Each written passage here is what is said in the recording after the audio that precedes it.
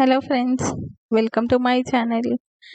Today we'll know about two different functions, which is rand between and the repeat function. So by using this I'll create a graph. So I'm not going to use any of the graphs from insert or any of the lines or columns. So I'll use only these two functions and create a graph. Let's get into the video and see how to create that. So here I'm giving a date and data points, and the third one I'm typing as a graph.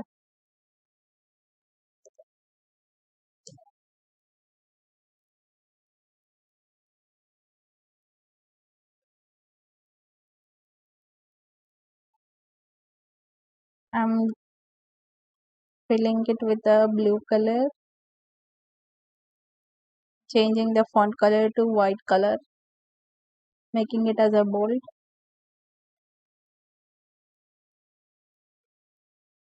Just I was entering the date,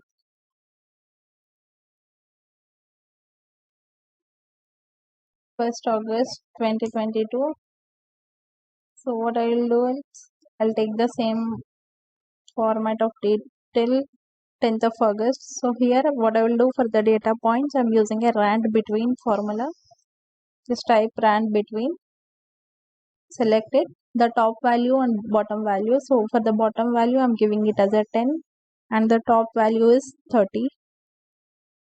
Just enter it. So now we'll get the data points between 10 and 30. So if you want to give it any other number, the top number or a bottom number, you can change it. To create the graph, what I will do is I'll use the repeat function, using a repeat.